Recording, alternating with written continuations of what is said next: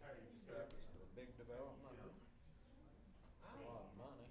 You know, and I had to remember they had their candidate forum and then I guess country club this thing, so I came in with my presentation, you know, right at the front. Yeah. And then I had to run to get out there. They were doing the candidate forum with the county judges and the county commissioners. Yeah. So I ran up there to that.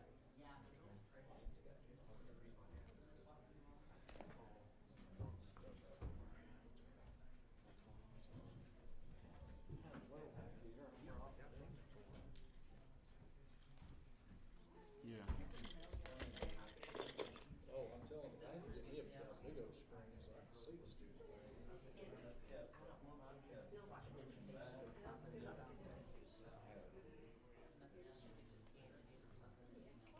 More than this village. Unit setting and it comes with that. Good, Linda, how are you? I'm good. Oh, yeah. No, he's not here yet. I texted him earlier to see if he was gonna be here. Okay, yeah. Oh, excellent. Yeah, I'll let you know as soon as he gets here. That sounds good. How are you feeling, Mr. I'm doing good. Great. I'm really feeling good. Beta blockers open my veins, so I guess blood's flowing better than it was before. Thank you.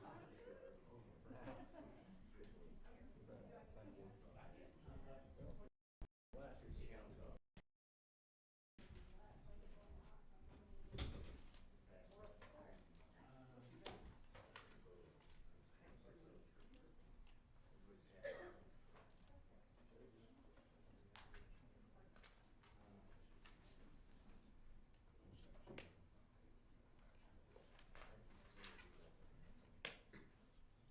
So he's gonna remove him. It's gonna be good. I wonder, this is gonna be an odd request, but who does the IT in here? Norma, who does do the IT? We have it in-house. We have an IT person. They have an IT person in the house? I think Mr. Robinson had a Yeah, I question or think so. request. Okay. Yeah, well, I'm so hard hearing, and of course, all these electronics, there ought to be a way I could plug an earphone in. Okay. Because even 15 years ago, it was always difficult to hear out here. I always sat next to the podium because the dressers were facing this way. Okay. Okay. I will check And with I IT. didn't know if there's any possibility in that or not. We can check into it. We'll research and check into it, and we'll try to get it Thank for you the so next much. meeting, if that's okay. Yeah, Okay. means probably wireless, I don't know, or something. What our Because options are. otherwise I'd have to be in the same place all the time, which Okay. would be fine. Okay. Thank you. You're welcome.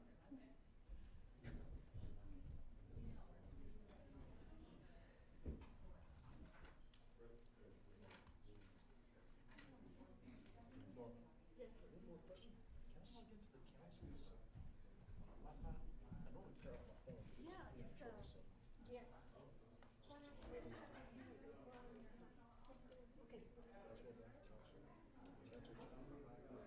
Council John. It sounds just. I don't think it's Bull, Blue Foxtrot Dingo. It should be guest. Try guest. Uh-oh. Let's see, is this me? Dr. Yeah. Kirk? Norma Grimaldo. Hello. City Secretary. Hi, David. I'm so Howdy. I wasn't sure. How are you? No, no, that's okay. That's why I had called your office. Where is his spot? Right down here. I didn't hear nothing. Oh, Larry. Hi, Craig, how are you? Good. Good. That's not on the agenda, but I would like to go ahead and take care of it. Can we do it anyway? You got your bird dogs. You want to do it before the meeting? Whatever your pleasure is. If it's not on the agenda, let's just go ahead and do it before the meeting. Okay, sounds good. Conference room or something. Okay, Get it yeah, done. we'll get it done. And then we'll start the meeting. Let me grab my paperwork.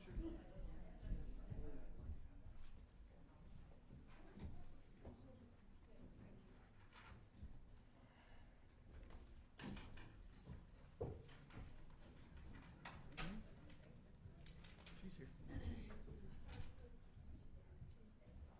Have you seen this? You what? Have you seen this?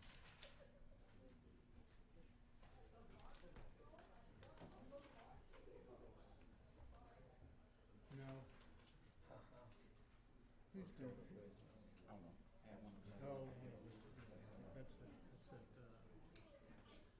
Earphone. what the hell you Yeah, call it? well, maybe you have the United Nations. I'm not Kofi Powell, but. Yeah, he's, My name's Wade City, right? that's it. That's he is paid. He's paid.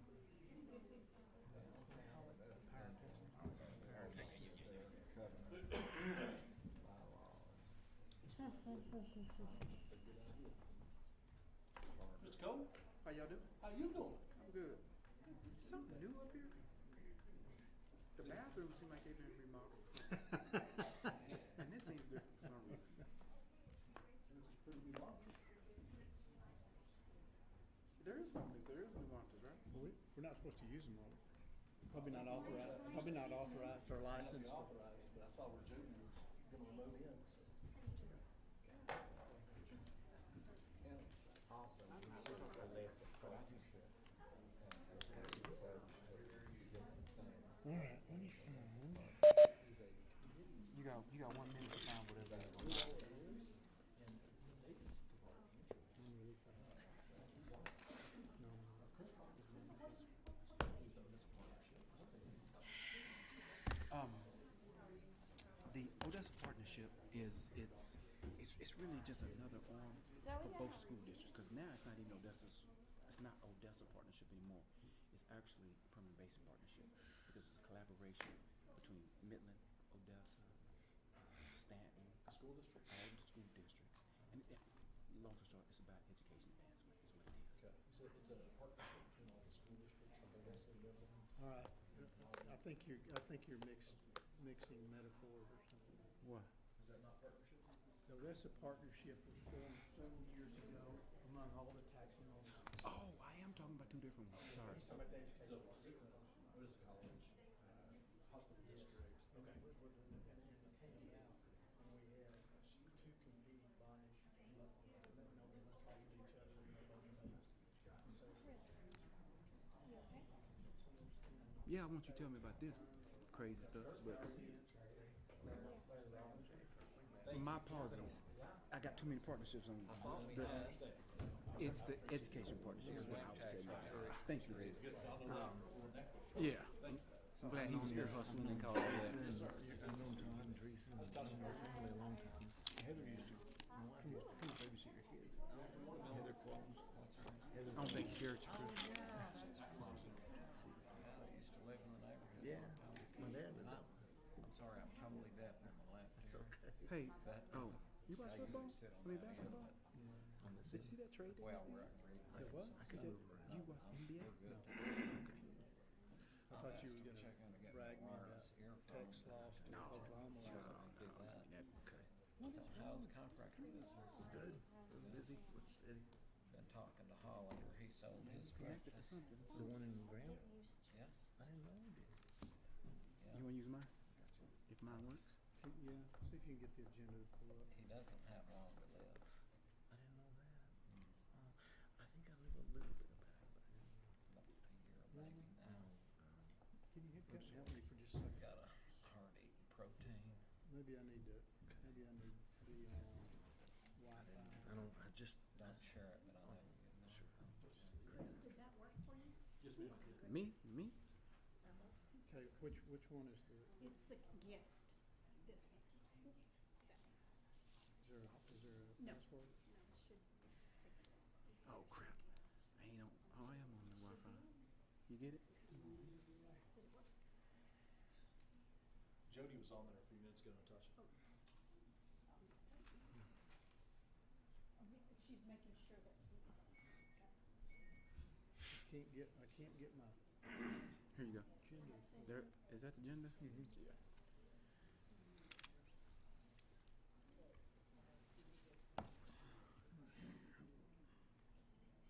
Jody on there.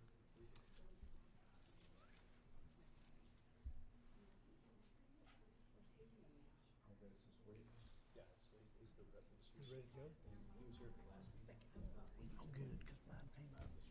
You got it? I got it, man, I'm in minutes. Just as an FYI, we had a projection on the screen, and you can just remain Jody in the Oh. Yes, you see it. There you go. Okay, sorry about that. No, it's okay. It's At first least time. you're not Thank sitting you. at The name didn't click with me. Me neither. At least you're not staying well together. You ready? Yes, sir. Thank you. Hello. Good afternoon. I'm going to call the meeting to order at 2:04. First thing we're going to have is an invocation, if you'd just pray with me. Lord, we thank you for all the blessings that you've bestowed upon this board, all these interested parties here at the meeting, and all the citizens in our community. I don't know that we tell you thank you enough, but we appreciate all those blessings. We also ask that you would help us today to deliberate effectively and productively and in a manner that would meet your standards of courtesy and professionalism. Give us the strength to come up with a vision that makes sense for the betterment of our community and that benefits all citizens in our community. For these things we pray. Amen. Thank you, sir. First thing we have on the agenda is a presentation to Jeff. I'm going to come down here.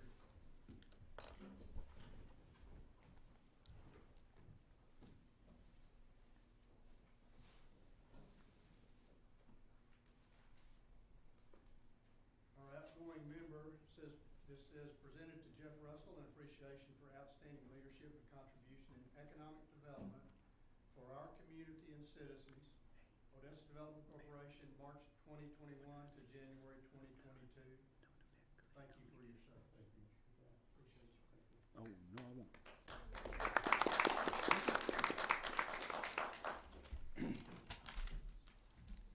You know, it's been my pleasure and honor to serve the citizens of Odessa during the last year and my time on the ODC board. I'm very thankful to have been appointed to this board, and I can say that I learned an awful lot during my year here. I learned that the Odessa Development Corporation is in need of serious reform. The ODC is tasked with managing over $60 million of taxpayer money, yet the current structure of the ODC almost ensures that it can't do the work that it was entrusted to do. Voters were sold on the idea of devoting tax dollars to diversify our economy, and yet 20 years later, our economy is more dependent on oil than ever before. Instead of diversifying the economy, the ODC has often acted as a kind of philanthropic organization, pumping public dollars to projects way outside the ODC's Type A charter. I learned that the ODC remains steeped in conflicts by its reliance on the City of Odessa legal and finance and on the Chamber of Commerce for its economic development. It's very interesting to me that the Chamber has just hired a new economic development director, and at least half of the ODC board has never met him. I even learned just today that the ODC doesn't even have its own checking account, which I find pretty incredible. I learned that through the use of the Compliance Committee, and I have to admit, I really think they should be called the Compliant Committee. The ODC has figured a way to provide the board with a skim of legitimacy for any project that they deem important, whether or not it fits the ODC's Type A charter, and they do it all outside the purview of the public. I learned that hundreds of thousands of taxpayer dollars were funneled into a variety of consultants, and there was little understanding or accountability as to what these dollars were accomplishing. I learned that the ODC spends over $700,000 a year on advertising with no provable return on investment. I learned that the simple reposting of a news item on the ODC Facebook page results in a $150 charge on the ODC CVA invoice. I learned that the ODC's compliance audit contractor really doesn't evaluate or audit much of anything. In fact, I learned that in many cases they don't even have a basic understanding of the contract that they are reporting compliance on. I really shudder to think about the quality of work that is being offered on the overall ODC audit. Yes, it was certainly a learning year for me. The last thing I learned is that attempting to be honest and above board can get you voted off just like that by a hypocritical city council that has one set of rules for their detractors and a totally different set of rules for themselves, as Mr. Thompson could attest. Yes, I learned a lot, and I'm glad I had the opportunity to serve. Thank you.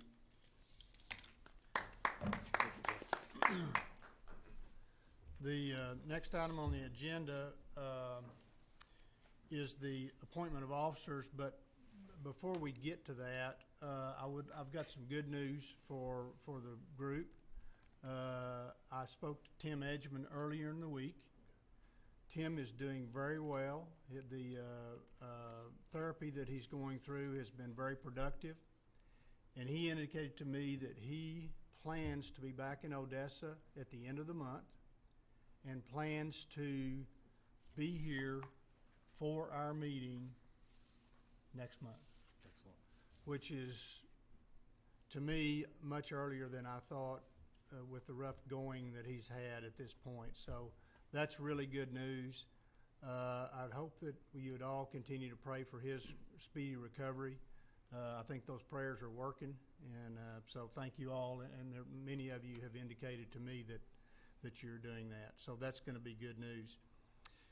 In light of that, and we have a new board member today. Dr. Kirk is here, and welcome. Thank you. Appointed by the City Council at the Tuesday meeting. We hope that you'll join this effort and that we can really do some productive things on behalf of the community. Thank you for being here. Did you want to make a comment or anything before you start? Or I'm not trying to put you under the gun, but I don't know. I don't have much to say. I've been in Odessa a long time. I've seen this board from the outside looking in for many years, but I'm honored to be part of it. thank you. And welcome again. So in light of our new board member, Dr. Kirk, and Tim being here next month, I would like to table the appointment of officers. I think it would be more appropriate if all 7 of us, and give Dr. Kirk at least, he'll get the lay of the land a little bit better with at least one meeting, and then Tim back. So I'd like to do that. And later on in the agenda, we have the appointment of committees. I would like to table that also. I think it would make more sense. We might be able to get Dr. Kirk to volunteer for a bunch of these, so that would be really good.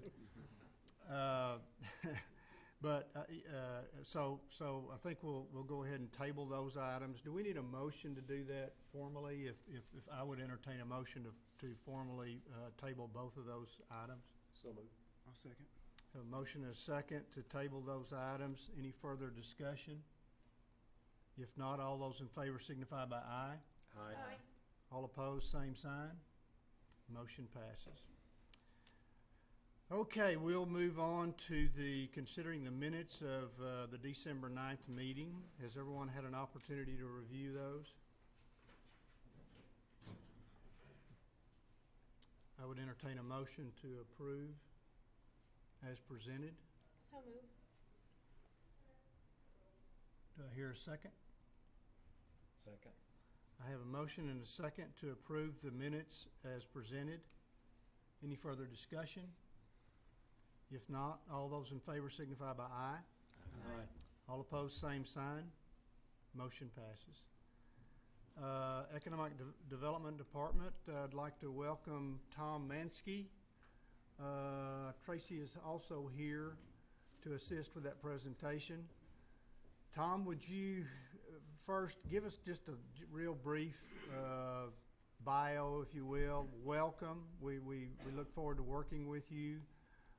I know that you'd indicated to me that you were making efforts to circulate in the community and to try to get to know as many people and the lay of the land as best you can. So welcome. And those are definitely ongoing. It's good to be here. Thank you. Yeah, my name is Tom Mansky, and I've been here slightly over a week now. I've reached out to most of you. Those of you who haven't heard from me will soon, because I want to meet with each board member one-on-one, and looking forward to that meeting. But yeah, I'm married to Stephanie. We've been married 30 years now. Got 2 daughters. They live in Odessa. My oldest is married to her college sweetheart. He's a native Midlander, and so it was easy to move out here, having kids out here.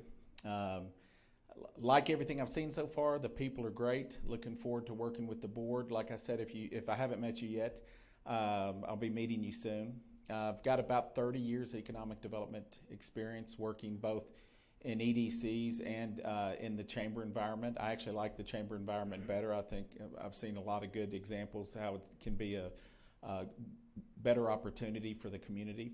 And so I look forward to working with people, and I'm a collaborative guy. I like to work in a team environment, and so we certainly want to be a strong team player in this effort. I'm going to turn it over to Tracy for this report, because she's been working on these items as I've been getting my arms wrapped around them, and then you'll be hearing more from me on the reports moving forward. Thank you, Tom. Thank you. Thank you. Good afternoon. How are y'all today? Good. Okay, so we'll start off with a brief update on the Nacero project. Hal was in Odessa a couple of weeks ago to update some of the groups. They are moving forward with trying to purchase the remainder of their property out in Pinwell. They are having a little bit of issues with a few of the mineral owners, but they're working through those, and that should be done within the next probably month. They are moving forward also with plans for a groundbreaking. Right now, that is dependent on when the governor can come to Odessa for that groundbreaking ceremony, so we don't have a firm date yet. And let's see, Wes said that they should be making the announcement of who their contractor is going to be. The ones that are under consideration have all got Texas ties, so they're going to be and know that they are going to try to do as much local subcontractors as possible. We continue to work with the group at the CTV, which is the carbon capture project that's also in Pinwell. They're still working through some of their economic development or tax abatement agreements with the taxing entities. Hopefully they'll get all of those in place and be able to make a decision on the location of this project. We're still in the top 4, but they have not finalized that decision yet. We did meet with NetOps Communication this week and have another meeting set up with the mayor for them next week. That was the one that you guys had, the fiber optic or fiber cable internet provider that you guys had awarded a grant to a couple of months ago for $868,000. They were going to do extend internet access to a lot of locations in Ector County that do not have any service at this point. We did get the the Project Red, Big Red, and the roads project approved through the City Council. We have not finished the contract yet. I think that you guys are voting on some changes to that today. So hopefully we'll be able to get those out to them in the next week or so they can get those executed. The Project Roadrunner that I had reported to you guys about that came from the governor's office, which was a engineering firm that was looking in the West Texas area. We didn't make the cut on that one. We didn't have a building that suited their needs. They were needing one that just had a really small warehouse space and 26 offices, and most of ours are opposite. They have big warehouse space and very little office space. So we have also, let's see, still have a couple of grant applications out with a couple of local companies that are looking to expand. We have a couple that should have the contract, but the application hopefully back next week because they're closing on some property for their expansion project. And we just recently attended the SHOT Show with the High Ground group, and I did receive some of the contact leads that we had received from that trade show, and we'll be following up on those within the next week or two. So that's what we've got going on, and I can hopefully answer questions if you have one. Any questions for Tracy? So far, so good. All right, thank you. One comment on the Economic Development Department at the Chamber. I'd spoken with Tom about coming up with a template. We had talked about this before with regard to grant application goes through the Compliance Committee. The Compliance Committee makes the report to the board. And at the time that they make the report to the board, if they are disclosing they are in compliance with the regulations, in compliance with our bylaws, and per our matrix, here's what they'd qualify for and whatnot, and then we make a decision. There'd been some comments in recent times regarding not enough information unless you went to the Compliance Committee meeting. So Tom and I are going to work on a template that will provide some information, probably a one-pager, maybe more than that. But also, obviously, we'll still have the opportunities to follow up with questions. We'll have the opportunities to go into executive session if we need to. But I think this will help alleviate some of the issues that have come up in the past.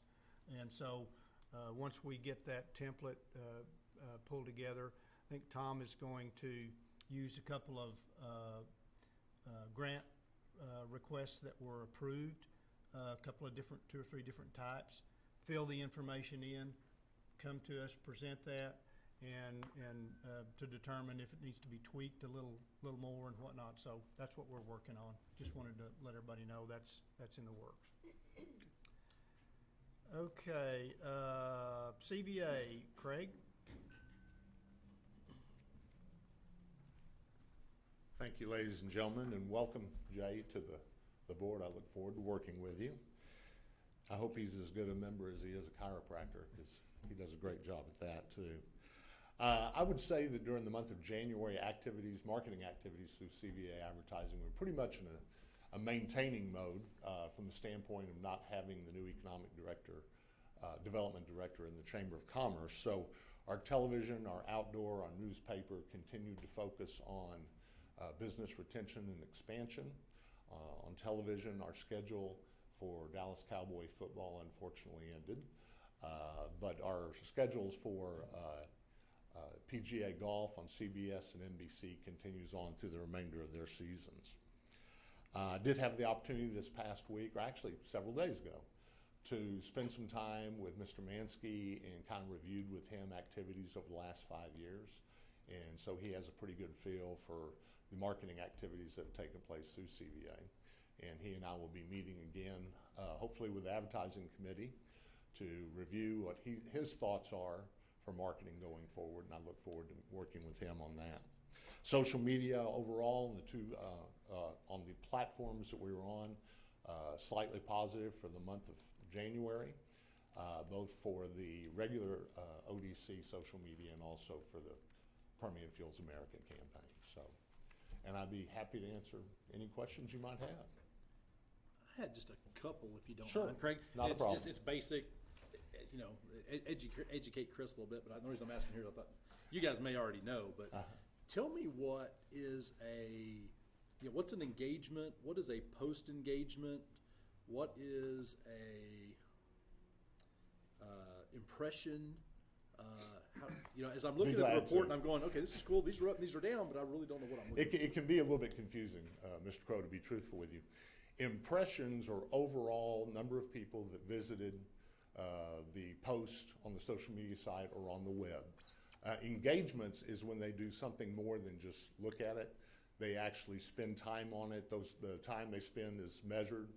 If they click on a link and go to that link, then that's an engagement. They go deeper into what you have to say. So those are kind of some of the basics with regard to that. Chris, can I pause real quick? No, please.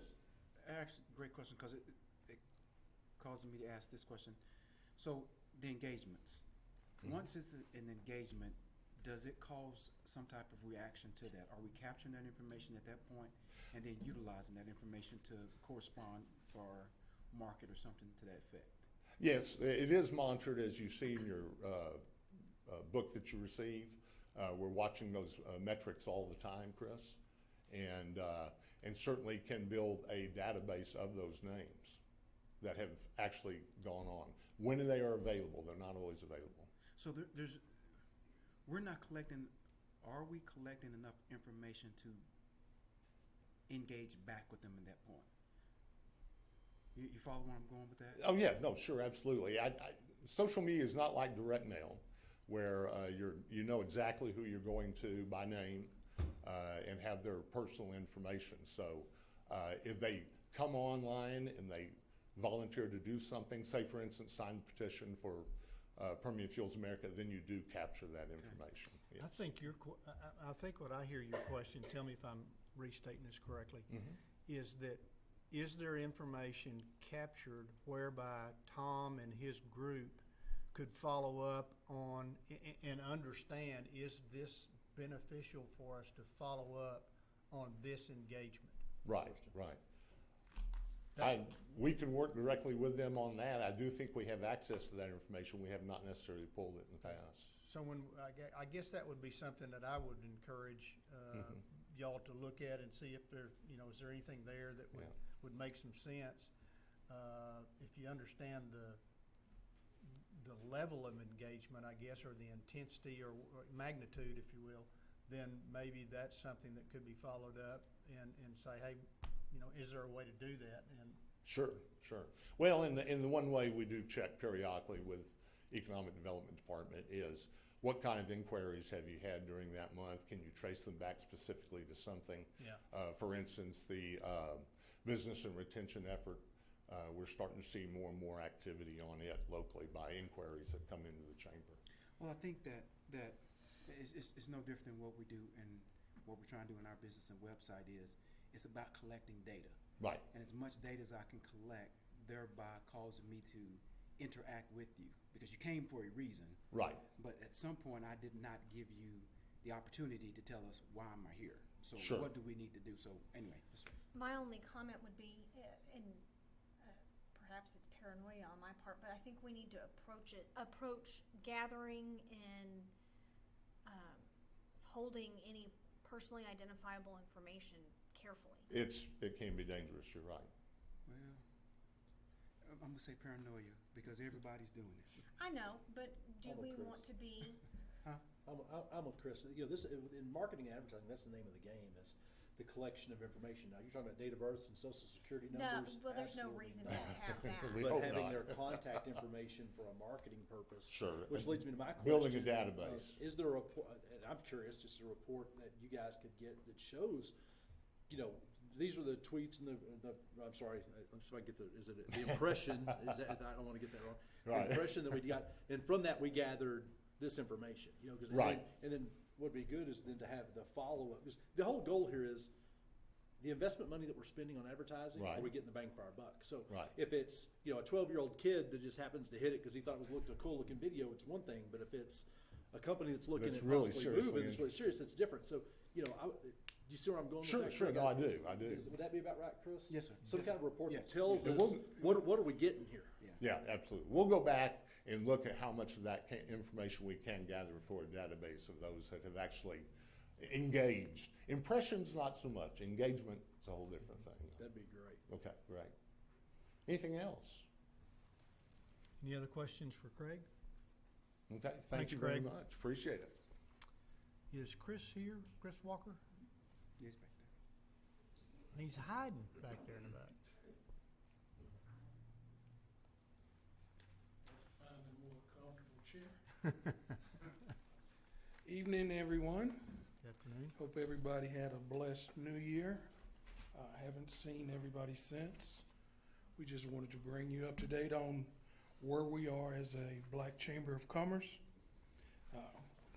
We appreciate everything that the ODC has helped us do. We've grown immensely, and in doing so, we've seen we've overhauled our websites. We've overhauled our social media activity period so that we could reach more potential customers. And so far it's working. We've seen a 7% increase in our and we've seen a 7% increase on our website. We've seen a 5% increase in our Facebook activity. We had over 140 contacts last month, and that's coming off of Christmas where we were in a slow down area. So we've benefited from our new activity. We've been able to pretty much send people to Mr. Tyler Patton and the SBDC. We were fortunate enough to have 2 sit-down meetings and 1 Zoom meeting with 3 potential businesses that the startup companies ranging from food service to an in-home care company. These companies we had also received 2 more requests for financial assistance, which we gave them your information, the ODC, and so we'll leave that.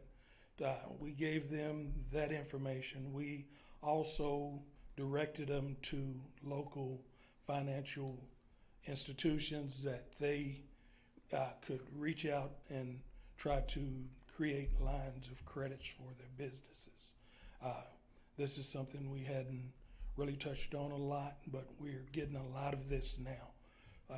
Companies coming to us looking for financial institutions where they can improve on their line of credit or create a line of credit. So this is something this new to us, but it's good to us. So this is something that has challenged us. We're to the point that we're still doing our outreach programs. We're assisting our local churches and distributing groceries and food baskets for needy families. And it's still we still have families that are struggling. Everybody's not reaping the benefits of the oil field. We have some families that are still struggling. We hope to help them as much as we can. We are to the point that we're doing something different this month that has never been done. We are doing a digital display and marketing program for our Black History Month. That we're recognizing some local heroes, and we're doing it in an advertising type of way. So the response we have received from this has been overwhelming. We're getting so much feedback on this and potential members. We're to the point where we're in the process of doing our next networking breakfast and hopefully health fair. We want to do a blood drive and possibly a health fair. Everything that we're intending to do, we want it to be more community friendly and something that'll benefit the community and our people of the community. That way, it's a win-win situation. So we not only get memberships, but we help someone in the process. So if you have any questions, comments, we're welcome. Get with me after, Chris, as far as the line of credits that your customer's looking for. Yes, sir. A couple of my customers were in the same ballpark, and they came up with a pretty creative way to do that. I'll share it with you afterwards. That worked out well for them. Okay, great. Good news. So, yes, thank you. And I did think of one other question for Craig. Am I too late for that? Yeah, in fact, I think he's not gonna be back for like 6 months. No. Story of my life. Any other questions for Chris? Am I all right to answer, Craig? Yeah, I can ask Chris the question, for Craig. No, I'm good. Thank you, Chris. Thank you. Appreciate you. Yeah, sure. So, just real quick, Permian Fuels America, I noticed it was still, we're still seeing some information still trickling in from it. Are we spending any money on Permian Fuels America? Very little right now. In fact, I think the chart that I showed Mr. Minsky earlier this week, it's like less than 3% of the budget. It's a very low amount. And it's only, Mr. Crow, in terms of boosting the message. And so boosting things online is not very expensive at all. Okay, thank you for answering that. Okay, Tyler. OTPB. Good afternoon. Hope everybody's having a good day. Good afternoon. You have the report in your packet, but I wanted to hit a couple of highlights here. Again, for the month of January, we had 252 counseling sessions, 209 counseling hours. We had 2 seminars, 24 participants.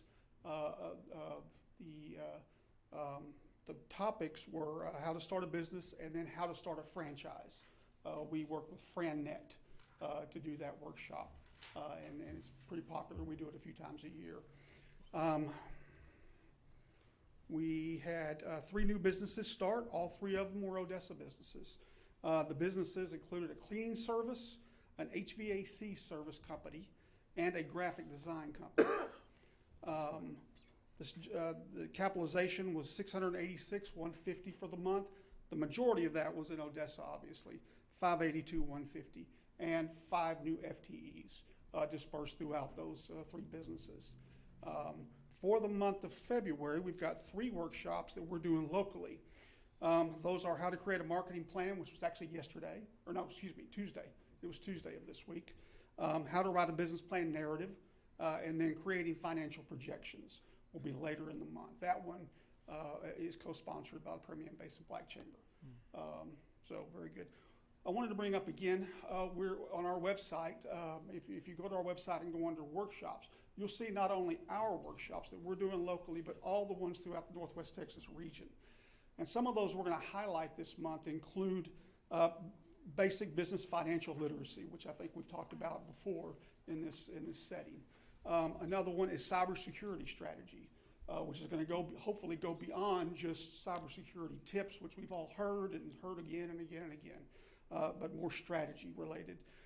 Grow with Google. That's always a popular one.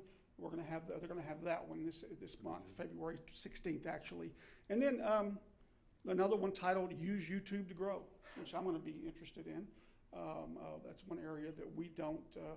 The SBDC does not utilize that much in terms of social media is YouTube. So that one will be very interesting, if nothing else, just for us. And that'll be on the 23rd of February. So and all the centers within the Northwest Texas region are doing the same thing in terms of promoting all the workshops throughout the entire region. And so far that's proven to be pretty successful in terms of getting a larger number of people in those workshops. Any questions for me? Are any of those are they by like webcast where somebody here can watch? Yeah, all of them. We're doing all of them. Awesome. We're still having to do all of them virtually. So we're Zoom is what we're doing, what we're all doing. But yes, they are. Any other questions? Any other questions? Good job. All right. Thank you, Tyler. Thank you. James Motran?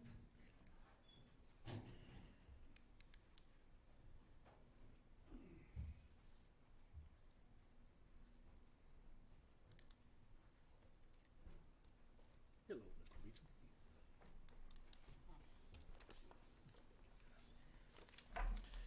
Several years back, we did a Wi-Fi report for you in a broadband project.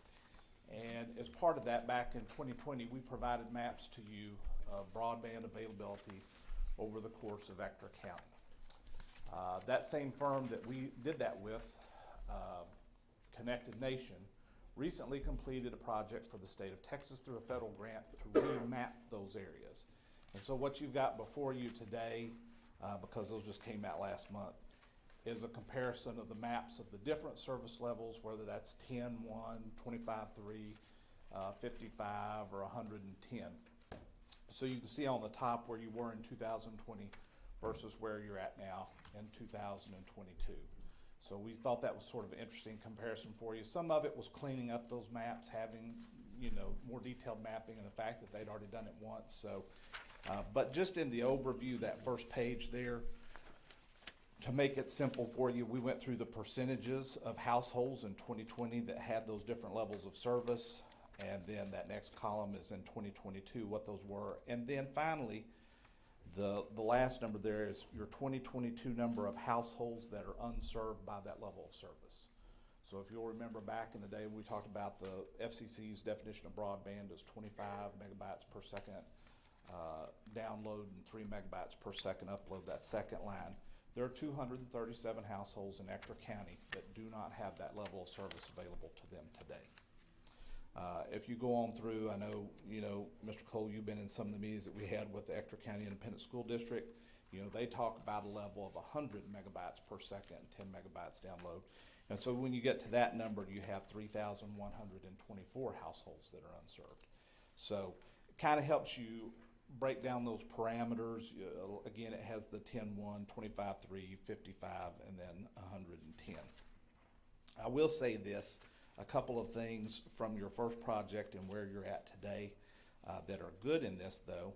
We've seen some improvements in some of those levels.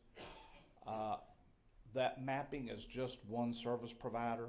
There are a lot of areas where there's expansion, pretty significant expansion of fiber in Ector County where people now have multiple choices, which is good from a price standpoint. Another part to this is the net ops proposal that y'all looked at previously, and I know the county is looking at that now as part of their Federal Investment Act funds, serves about 17,000 households in Ector County. And if you remember from our first report, one of the problems that we denoted at that time was it wasn't necessarily that people didn't have access to service. It's a lot of people were on a wireless service, which you get degradation of that service level. It's unreliable at times. And if you remember, there were 17,319 people in that original report that were reliant on wireless. So again, that's kind of the good part to that net ops plan is getting fiber, not just to the 3,000 people that don't have that highest level of service today, but also there'll be people that'll continue, I don't want to drill a hole in the wall of my house, have wireless, but you'll have a lot better. And so what I would tell you is essentially within a couple of years, Ector County could be one of the better connected places out there. But again, having those maps, that better mapping, we wanted to provide that all to you kind of as a good comparison point and hold off there. So. James, approximately how many total households do we have in Niagara County? Do you know? It's 48,000 and some odd, between 48,000. It's roughly about 48,600, I think. I think it's 688, as a matter of fact. On the new satellite services, the multi-satellite, it's going to bring the cost down, the speed up. Literally hundreds of satellites up there instead of one HughesNet, which fits into the 25.3, which is pretty slow, but it's usable. How's that going to affect? I mean, if you can do that you got 237 people, and you can up them to 10, 100 for like $60 a month piece. I mean, I don't see dragging a fiber optic cable into their service. So few people when there's alternate ways to get it. Yeah, well, first of all, I would say this, that you want them to drag as much of that fiber optic cable as they can. Because even if people aren't directly connected to that fiber, the closer that fiber is to a neighborhood or area, again, the further you are from the fiber, the more degradation you get and the more issues you have. So there's a reliability and a redundancy issue there. The other thing is, you were talking about kind of the price aspect of this. I think some of the things that we're looking at, I know there's some programs today that offset some of those costs that are available out there, but the biggest problem we found going through that initial survey is people were just bad consumers. I hate to say that, but as we look around this room, we're bad consumers. I'm one of them because I don't want to call my provider. We went through, we found literally over half the people are paying probably $50 more a month than they should be. If they would call their provider, a lot of times their existing provider, don't even have to change providers, they would get a higher level of service and probably lower their cost. I finally broke down and did it, and we took a sample group of about 10 people. Every last one of them saved money. In my case, I saved, I think, $58 a month. We had some people save $109 a month, and they all had a higher level of service. And that's been one of the biggest issues, Mr. Robinson. If you've got a service provider out here who's not doing anything, who's not upgrading, changing coax to fiber or what have you, and nobody calls, nobody asks anything, and they continue to pay the highest prices, it's very, very difficult to get them to upgrade that service and get it to where. Those satellites, I mean, you put 1,000 satellites up there, and that's not asynchronous anymore. They're going like this every 2 seconds. It's fast. It's as fast as the 10-100, and it's cheap and it's accurate. And one falls out, you don't lose service. And the only reason it's not spreading more is because they can't service all the applicants that have jumped ship and are going to it. So. Well, every provider, and this is one good piece in here that I didn't mention. When we started on this project back whenever that was, a couple years ago, there were 9 primary service providers in Ector County. And today there's 12, and that's good. The more service providers, regardless of whether it's a satellite, whether it's fiber, whatever it is, the more service providers, the better, because it's giving more and more people more choices. And again, there are a lot of people here that are served, but a lot of them just have one service provider, and that doesn't give them much room to negotiate. So again, those satellite providers, again, provide another option, and particularly for people who are, pretty much landlocked. James, what would NetOps provide us that these other 12 providers cannot?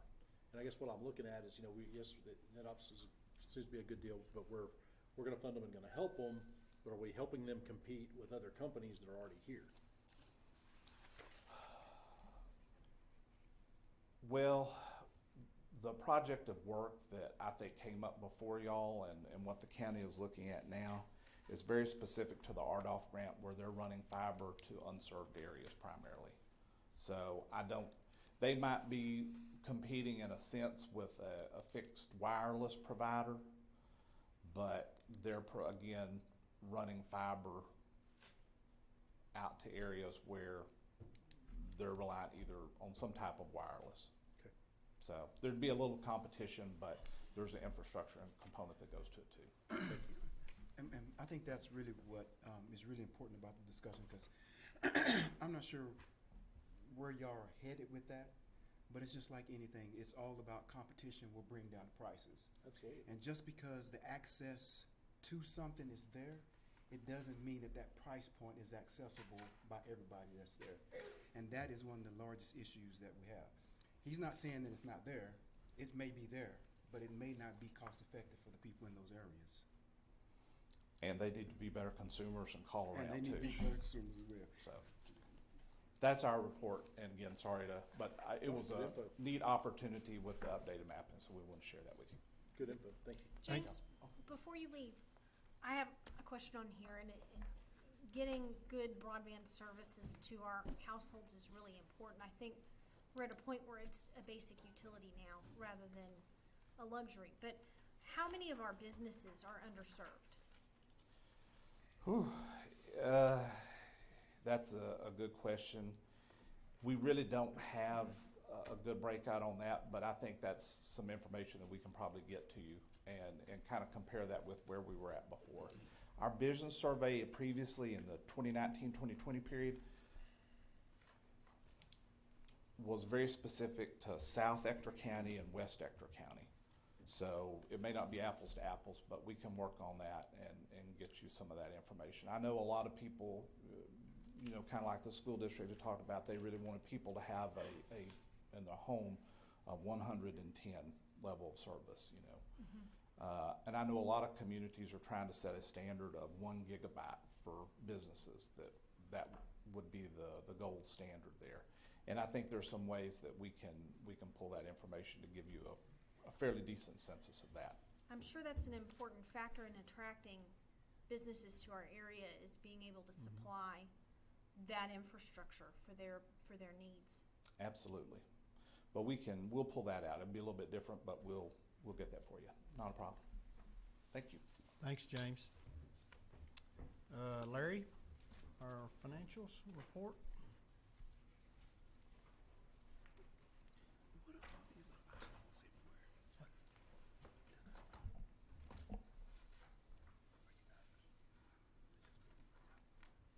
Good afternoon.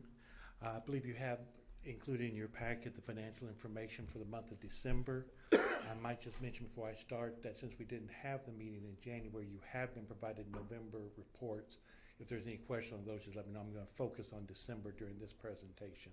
But if you have any other questions, let me know.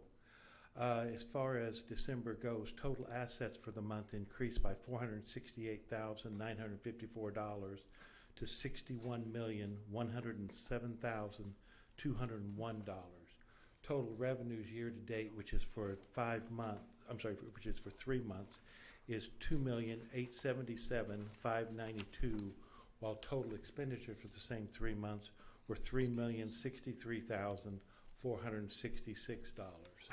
As far as investments that have been made during the month of December, we did purchase 2 municipal securities with each one of them being $1 million par. On December 2nd, we purchased some Connecticut state taxable GOs with a yield of 20 basis points maturing July 1 of 2022.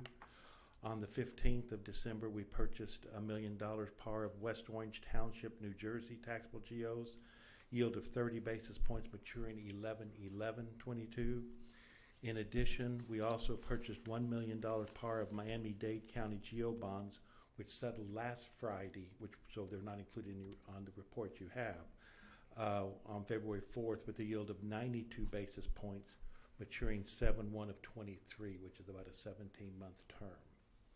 Finally, the sales tax collections for the month of February that we just received for ODC were $1,153,048.88, which was a decrease of $29,047.12 or 2.46% when compared to February 2021 last year. On a fiscal year-to-date basis, the total collected for fiscal year 2022 year-to-date, which is now 5 months, was $4,942,430.44, an increase of $645,653.52, or 15.03% when compared to the first 5 months of fiscal year 2021 last year. With that, Mr. Chairman, I'd be happy to address any questions. Ms. Muncy is also here, and between the two of us, maybe we can answer any questions that you may have.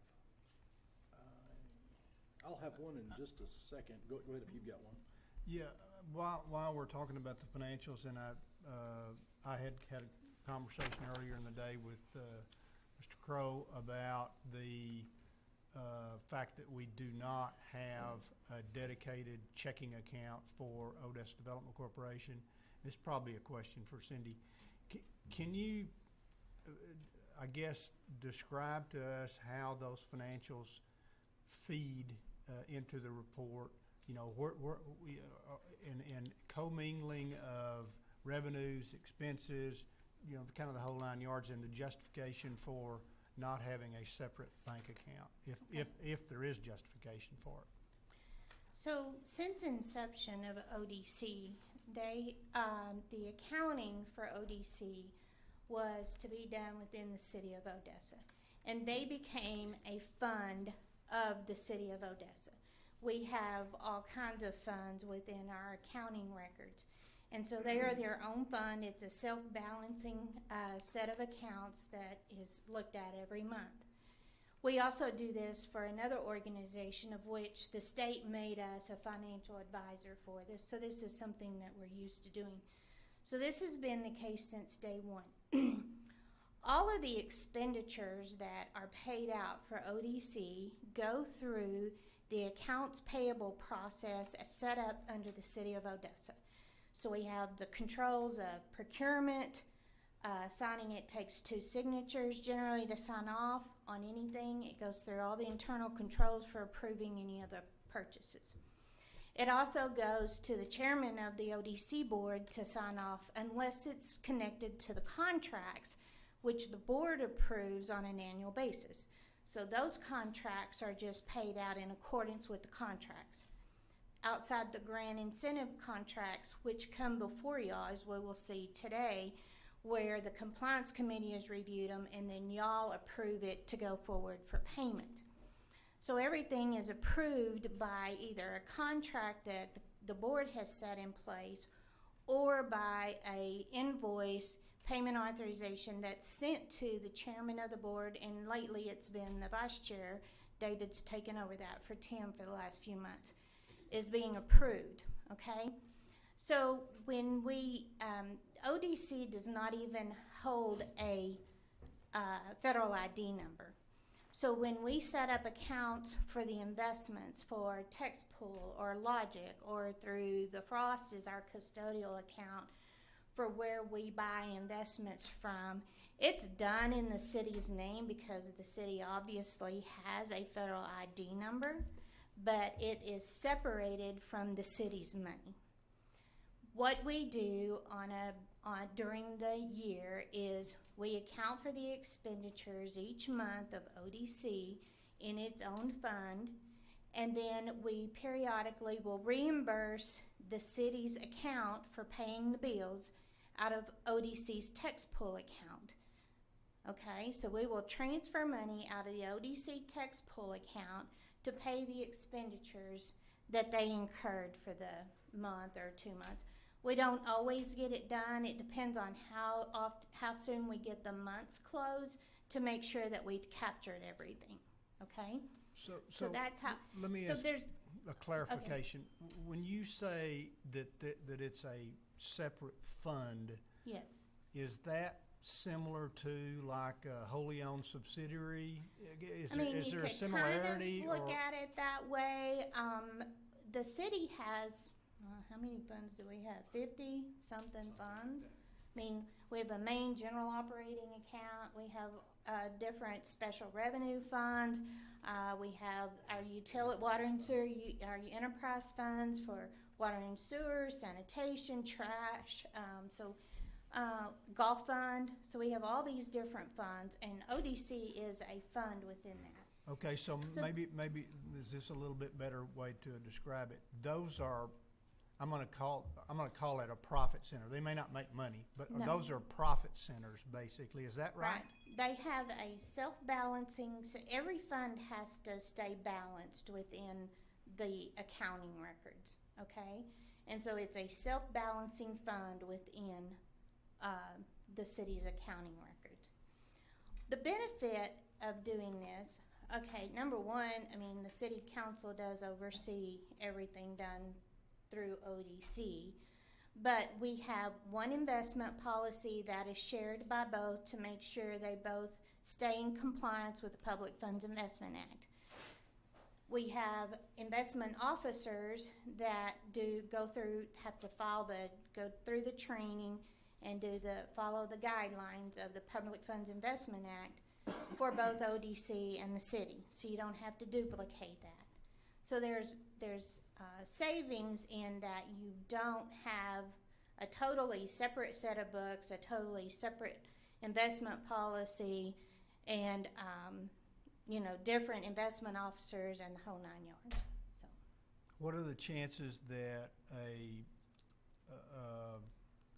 non-ODC expense would flow through the ODC fund? I mean, people miscue an account at any time, but these accounts are reviewed every month by Larry when he prepares the financial statements for ODC. Okay, so I think it's highly unlikely that something like that happens. All right. Does it make it more difficult, less difficult, or it's not an issue with regard to auditing? Our outside auditor. It actually probably makes it easier. I mean, we do have the same auditing firm for both the city and ODC, so the familiarity with the books is the same. The processes are all the same. We have to follow internal controls, so all of that's done. And actually, I guess if they saw something that popped up in the cities that pertain to ODC and vice versa, then they would. But we watch that, so I don't think that's a Has that ever happened that you recall? I'm not. Yeah. And it's audited every year. The financial statements. I mean, there's not a whole lot of activity, a whole lot of expenditures of the ODC board. You have quarterly payments to the chamber, to Motran, to UTPB, SVDC, to the Black Chamber of Commerce. You have monthly payments to CVA, if there is a monthly invoice, generally there is. You have one payment a year for insurance. You have very little office supplies. Most of that's all provided by, as far as for financial purposes, it's all provided by the city. And anything that's bought goes through Norma for ODC. I think we bought a plaque, when we buy plaque or name tags or whatever. The only other expenditures you have are the grant payments, the facade grants, the infrastructure grants, so. Or if the ODC board approved an investment through a provider that the city was not using at that time, but met the criteria under the Public Funds Investment Act, is that possible, or prohibited, or is it a challenge, or? Okay, so every year when y'all adopt the investment policy, there are investment brokers. So if we were buying something through a broker, it has to be through those approved brokers. CDs obviously don't fall under that category. So we just bought one this last year from West Texas Bank. Yeah. So CDs don't necessarily fall there. I don't know that. But we could amend our investment policy to add a service provider, correct? If the ODC board could do that and the city not do it? That's probably unlikely since we're using the same. But if ODC felt strongly that they wanted to add a new investment broker, then it could then go to the council for their approval, and it would be up to them whether they approved it or not. So there's really no prohibition other than the fact that, it'll have to go through the process of approval. It's got to match up with the Public Funds Investment Act and comply with that. Right. We'd have to have it in that provider in our investment policy, and it'd have to be approved by the board and by the city council. Right. Okay. And I know everybody wants to make money on their money. There's no doubt about that. Yeah. I would say that your investment officers for your governmental entities are going to be ultra conservative in every way, mostly because of the risk factor there. No one wants to be called for losing money on an investment. Right now, the market is kind of volatile. I mean, there for a long time we had no interest rates whatsoever. I mean, 2 basis points is nothing to brag about. So, I will tell you that, we are not professional investment people.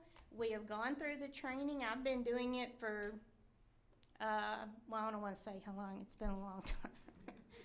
I'm kind of old, so I've been doing it since I was in public accounting, so very many years. And so we are conservative about what we look at. We both discuss it at any time.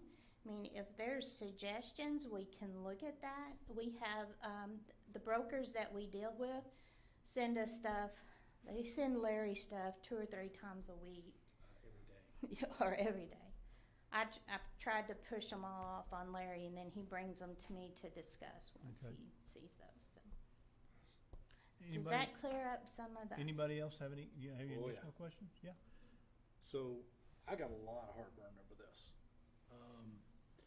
I see, first of all, let's start with, we're the Odessa Development Corporation, right? And we don't have our own FEIN number? No, sir. We are not a completely, totally separate entity, and I'm curious about that because it doesn't make sense to me that we don't. I mean, it seems to me like we're commingling ODC assets with city assets, and that's very, very dangerous for a lot of reasons. 2, I don't see how you can audit it. Yeah, we don't have a lot of expenses, but you got to go through thousands of transactions through your books to pull out the ODC expenses. No, I mean, it's all segregated by fund. We can, as you will see in the information that I sent you, I mean, it's pretty easy to pull out what's ODC expenditures by how they're coded. I'm trying to think of how to say this without offending you, and it's That's okay. Go ahead. It's not my intention. Right, I understand. And to me, it's my job to kind of play devil's advocate a lot, and Okay. that, it's my job to ask a lot of questions. And so I think your top-notch morals, ethics, great, but I've got to play devil's advocate and say, what I see is a report generated by Odessa City Accounting by you and sent to me, and I don't see an official financial statement, a bank statement. And so what it is I'm getting the information that you want me to see. And that's cool, but I'm taking the position of an auditor coming in the same thing. Yeah, he can go through the thousands of transactions through the city bank account and pull all of those out, or he can take your list and take your word for it, but that's the only transactions that are there. And so, to me, that's very, very dangerous. ODC needs to be, our financials need to be 100% totally separate from the cities, just for transparency. I'm going to quote our wonderful Councilwoman Mayor Willis, in that I don't like the way this smells. I don't like this at all. And through all the council meetings we've had lately, we've got to have this, we have got to be above board. We can't have any perception of impropriety. So many people could come in and point to this and say, there are so many different ways money could be moved through this, it is unbelievable. My recommendation is that ODC have its own separate checking account. That way it's abundantly clear. And if we need to, and I don't think it'd be that hard for us to file the forms to get our own FEIN number. That keeps everything separate and everything clean. Well, then is ODC gonna hire its own employees as well, or are they gonna contract with the city? I mean, To answer your question, I would love that. I can tell you that this is the way that it was set up in the beginning. I feel very confident, and it's just me saying this But to you y'all. just told me, you guys that are not trained investment professionals. You've been through the training. Most governmental people are not trained. Most governmental investment officers are not trained investment Then specialists. that's the reason why we need to hire our own professionals. Can I chime- And I'm sorry, again, I'm not trying to offend you. Go ahead, Chris. No, I'm sorry, I apologize. I just want to chime in. So, going back to the comment about Odessa Development Corp. So, it isn't its own entity. Why does it carry the name of Odessa as a corporation? It is Just out of a curiosity. legal entity on Okay. file with the Texas Secretary of State. Okay. But It you does don't- not have an EIN number. Okay. And the only reason why it doesn't have EIN numbers is because there's no tax filing and no payment of employees or anything associated coming We directly. are not out of an Texas employer. Square. So, Well, let me, I want to chime in on something that you said, Chris.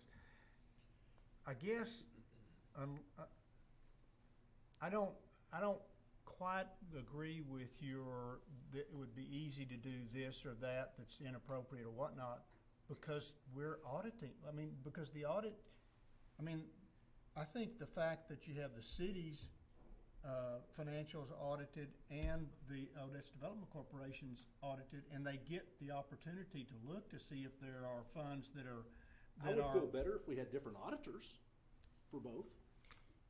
Can I ask probably what amounts to be a really stupid question? There are none. Would it make any difference? In my banking, I have a bank account, and I've opened a bank account to save for my son for whatever. But my name is on that account. But I know that money is for him. Can the city open separate accounts that through the city that contain the ODC funds? Does that solve this problem so that the bank statement does that solve our issue without creating additional labor? So I think that to answer that question, you can do it one of two ways, and I'm not 100% on the spot, but I think I am. You can either do so, and it's somewhat of a custodial account, and it falls underneath the city. That will only, at the end of the day, uncommingle the funds, and where you will actually see And then a you've bank got statement. a bank statement. However, you can see the Great suggestion. I can see from their standpoint, from accounting, as well as, since I have multiple branches, I understand the branch theory using general ledger numbers and sub accounts. I see where it's, I don't know that it would necessarily clear that up for you, but it could have its own checking account. And that's the deal. Is just, I think it gives ultra transparency in that you're moving money from an ODC investment account into an ODC checking account when the only transactions out of those accounts are ODCs. And so it makes it so much more clear. And I have no problem. You know, you can still use the city's FEIN number. You know, our investment accounts are, you know, Odessa Development Corporation, and you have to have some form of an FEIN number to open an account with Frost Bank, with TextPool, and with TextLogic. So I know we have the capability of doing it. I just don't see any reason for ODC's expenses to be paid out of a city's account along with every other expense the city has. Cindy, does that create an administrative burden on you? Yes, it does. Okay. Let's back up a minute. Governmental accounting has done fund accounting for years, and the whole purpose of fund accounting is to keep the funds segregated. All of the investment accounts for ODC are not commingled with the city's investment accounts. I did not say that they are. I said the Wait. checking account. When you move money from an Okay, investment account can to I- the city's checking account, you have commingled assets. I'm sorry. All we are doing is reimbursing the city for the expenditures they paid for out of the AP process for ODC. That's all we're doing. Except we get the sales tax check, it comes as a total. So we take ODC's portion and send it to their tax pool account. That's a deposit that comes into the bank account from the state comptroller because ODC doesn't have its own EIN number, so we pull that money over there. So fund accounting has been around for many years, and it's a proven process for keeping funds segregated. We do federal and state grants the same way. We got $20 million in federal grants, and we keep it in a separate fund. We can still use the same checking account to pay the bills, to bring in the money, but we keep it in a separate fund. So basically, y'all are operating at what I would call the industry standard, is what you're saying. Yes. Well, and I With think. it being and I under the city of Odessa. And we do, and it sounds like we have our separate account at TextPool, Yes, okay? That's what our expenses are paid out of? yes. No, they're not paid out. They're reimbursed. Take Well, reimbursement. no, We that, reimburse. okay, I said that incorrectly. The expenses are paid, the city produces some document, transaction document, whereby funds are transferred that match up with whatever that expenditure is. The expenditures are first paid by check, Yeah, or right, in some case, I think everything's by check with ODC. right, Out of a city checking account. right. And then that number is gathered for what ODC needs to reimburse the city. And then that money is transferred out of the ODC tax pool account to cover those expenses. So it's easy, it would be easy, I'm thinking, that you generate a report that said, these are the funds that were expended, and it shows them line by line of what they are. And I'm not talking about, I'm talking about like a general ledger type of report, or a check journal or something. I mean, there's something similar to that probably gets spit out that says, this is what was reimbursed during this period of time, on this day and this week and this month, whatnot, so that our funds are tracked. I mean, our expenses are tracked in that manner. You know, at first when Chris and I were talking about this, at first I said, well, that really doesn't make, on the surface, it just doesn't make any sense to me that you wouldn't have a separate checking account. But what I'm hearing now doesn't match up. I mean, it doesn't seem like it would solve the problem. No. So, all right, let me see if I can clarify. Because to me, it would be way easier. I mean, because is it harder to cut a check from one checking account than it is another? I'm assuming the city has more than one Yes, it checking account. is. We pay everything out of one checking account because we load the checks in the printer. And here's And the it- issue. So, because, and I kind of meant to interrupt you, but I didn't mean to be rude about it. Okay.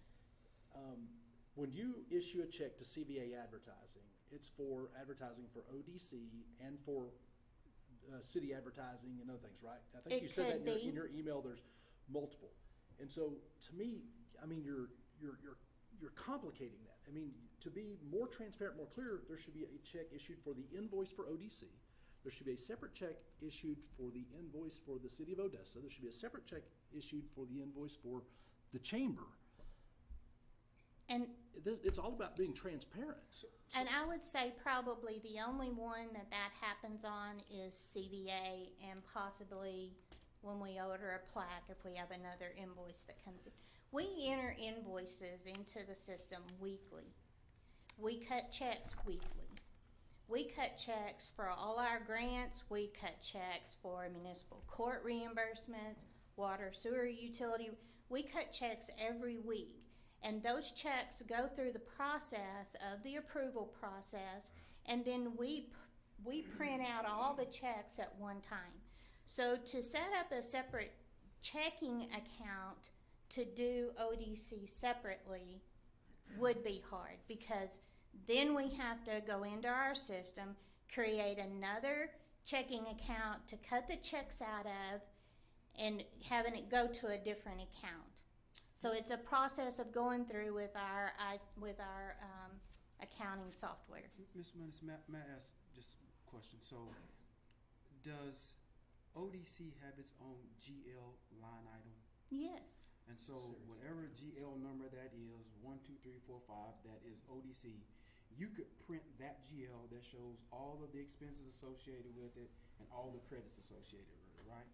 Yes. Okay. It's fund 75,000. So the reason why I bring that up is I think because I think at the end of the day, that really and truly is your bank, the statement that you theoretically would get. And- I understand what you're saying. To answer your question, can they do it? Yes, they can. But I will tell you, it is more work. But I think to get the information that you want to get, they can provide you in the method that they're currently doing it. Well, she's done a great job of giving me the information that I've asked for. Now, that's not a question at all. And quickly. I mean, they've been wonderful about that. Yeah, please don't think I'm complaining about that. They've been great. Mine is more. Let me give you another example. Finance just like I am. You guys are. If like for the credit union, if an examiner would come in and see that we're paying expenses for something else out of here you go, Southwest Bank. If you had an examiner come in and saw you were paying the expenses for Southwest Bank factoring out of the Southwest Bank account, how would the examiners feel about that? Well, so we're not going to talk about what my business is here. Well, no, I'm sorry. I'm trying to think of close businesses. Use ABC. Yeah, ABC. Let's say ABC Bank, and you got ABCD that's a division of that, but you're paying the division's expenses out of the main company. Would examiners have a problem with it? So I can Because I see us as a subsidiary of the city. So the slight difference in that is that company B has its own tax ID number, pays its own employees. It is a profit loss self-sustaining company in and of itself by itself. This one is not structured that way. So you're talking about totally restructuring the way that ODC is made up. Not necessarily. We're a nonprofit. So because I can see a lot, because our credit union's a nonprofit, so we function the same way. We do have employees, so there's a difference between even with. I think we have to get our own separate EIN number. Just keep it transparent. I don't think anything should be. And you keep saying transparent. Chris, I don't think that's accurate. I don't see that there's a not transparent. All this information is public. I don't see it as not transparent. I don't get that, because we can get any of the reports that we want, such as some type of a check register, a general ledger listing, or whatever we want to call it. I don't know what that report is, but that would tell us, here's what our expenses are, and if we go back to our auditor. And one of the questions we asked him was there anything paid out of this account that was actually the water and sewer fund that was paid out of ODC, or was there something in the ODC that should have been for water and sewer? I mean, I think it's transparent now, I guess is what I'm saying. Chris, I just wanted to interject one thing. We are not a 501. We're a legal entity, but we're filed under a very particular state statute. For us to be a 501, we would have to have an FEIN that we then did a 1023 application with the IRS. What are we filed under, Melanie? Do you know? Well, We're a I'm looking here, quasi-governmental entity, I believe. and I'm sure that this citation is old, so I'd need to look under the new code. Do we pay tax on any of our investment income? No. Okay, so if you look at our certificate of incorporation, we're a public instrumentality and nonprofit industrial development corporation under the Development Corporation Act of 1979 as amended, under Article 5190.6 of the Texas Revised Civil Statutes Annotated. So, Okay? just a nonprofit under public instrumentality. Got it. Well, when you say a nonprofit, that usually means it's some kind of a 501 entity. Yeah, no, I knew we weren't a 501. Okay. So it's not gonna be like a credit union or anything like that. This is a particular type of municipal nonprofit entity under state statute. So having a bank account, own tax ID number, what makes that, in your mind, more transparent than the information she can provide you with today? Because you're gonna have a statement that's generated from another financial institution that only has our expenses on it. The statements we're getting now are coming from city accounting and city management. So, again, okay, so Chris is gonna play devil's advocate. You got somebody in the city accounting office that is, and it's, please, I trust Cindy, I trust Larry, but we've had cities in the past where we've had internal officers embezzle money, correct? I'm sure that's I'm happened. I'm sure we you have. know, This just, by having a separation of money, you've got a lot better eyes on it. And so our eyes are not on the city bank accounts. Our eyes are on ODC. In Cindy, this what case, to checks put our and eyes on balances are all of there ODC, on we have your to put our eyes on authority? the ODC bank accounts, I mean, on the city bank accounts. Go ahead. What checks and balances are there on your authority to move money? I mean, you're not the only eyes that are on this. No, absolutely There are not. checks and balances. Do y'all I'm take sure. two to transfer money from?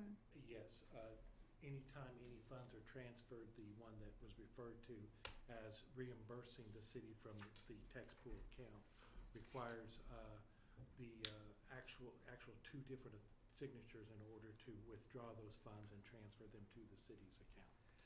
And then you'll keep up with the accounting and you're audited by an outside firm.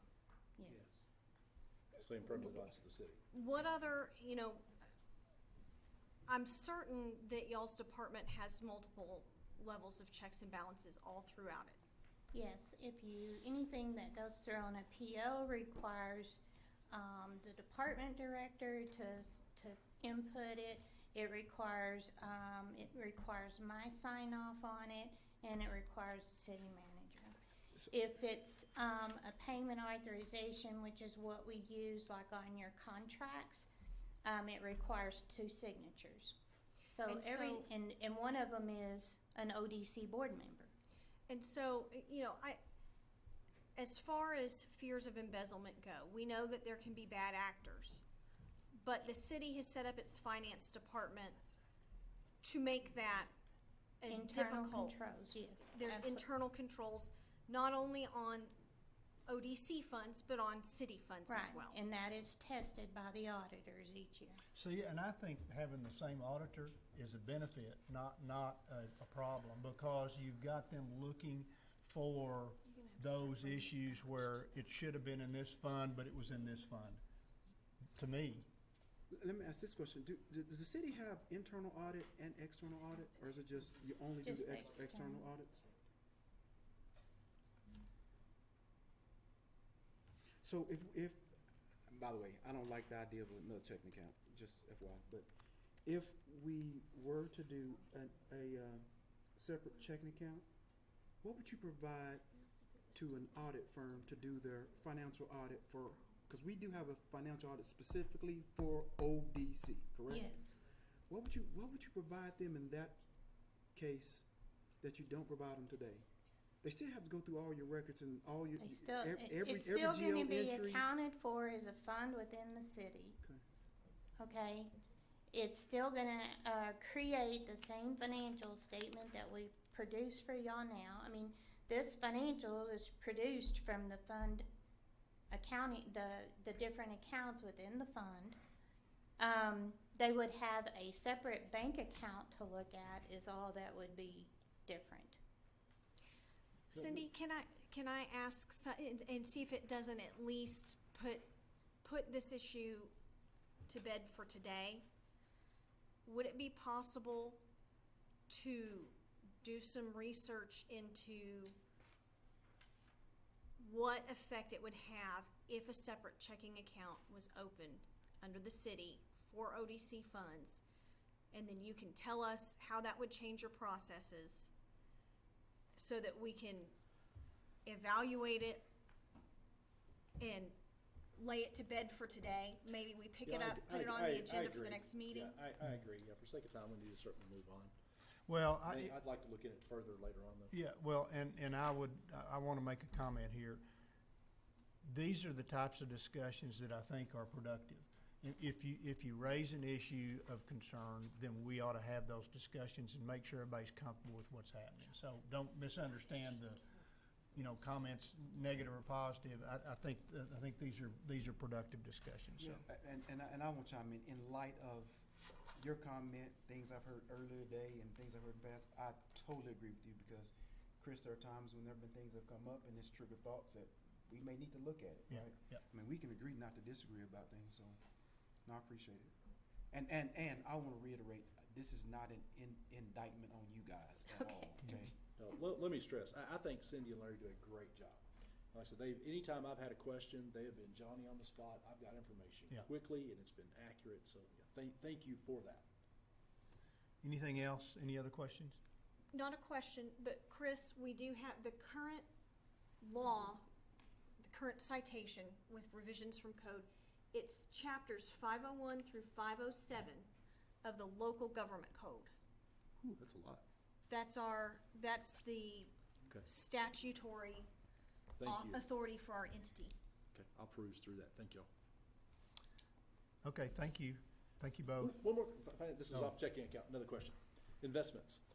If that's okay, Mr. Chairman? Yeah. Okay, so I checked into, I'm kind of curious, and I've read the investment policy statement too. We keep buying municipals.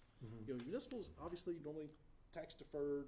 We're non-taxed on our interest. Well, some of them are taxable, some are non-taxable. It depends, yes. Trust, the end result's the same. But the taxable are typically a little bit higher yielding, but Yes.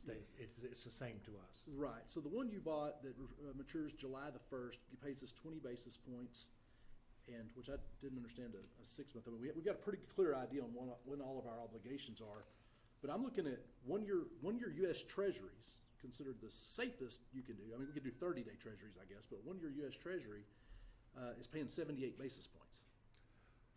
We have been talking with a number of different investors about, investment brokers about different opportunities. There's been some concern expressed by some of the brokers about the volatility of rates at this point.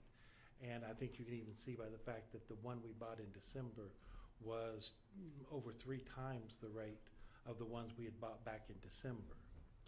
The one I've said that right. The one we bought in February was about 3 times the yield as the ones we bought in December, which I think again demonstrates the volatility involved. We've been talking with a number of them, and I think the point about looking at different treasuries or agencies or other types of investment is very valid, and we're continuing to do that in a way that would both maximize the yield while still protecting the safety of the investments. Do you see any instance when we wouldn't hold our investments to maturity? We have not, as a matter of practice, not held them to maturity. So sorry, I got the double negative there. We hold them to maturity. Do you see interest yields over the next 12 months going up or down? Up. Okay. Now, again, I agree. that's an The Fed has opinion. signaled 6 rate increases for this year. That's correct, but So, it's an opinion. With not that a being fact. said, if you're gonna hold your investments to maturity, then the book value on those investments really doesn't matter, because when they yield, when they mature, we're gonna get par. Correct. So and while I agree with you, the last investment you bought was triple, which is fantastic, it's still short of even like what a 1-year treasury would pay us. The other things I deal with a lot of, and I don't want to get into it, we don't need to take it much further, we can have other discussion if you'd like to. I think those are very valid questions. There are different features such as calls and other things that enter into some of those equations as well, whether they be on agencies, bonds, or other things as well. But They would be called at par, correct? they would be called at par, but the yield up until that time could be affected by whether they're called or not at that point in time. But a number of those things we're looking at all the time, trying to figure out what is the best situation. I will say the city's investment portfolio is managed in a similar way as the ODC's is at this point.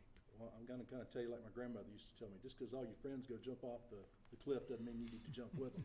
Well, I can give you other stories about people who have jumped off cliffs and hit the bottom very, very hard before too. That's my point. Don't jump off the cliff with the city. Yes, sir. So the other question that I had for you, the investments that you bought, which broker did we use to buy those through? Those were through Oppenheimer. Okay, thank you. Anything else? I'm good. Thank you, Larry, for answering my questions. Thank you, sir. Sure. Thank you, Larry. Thank you, Cindy. Okay, I'm gonna take these in reverse order.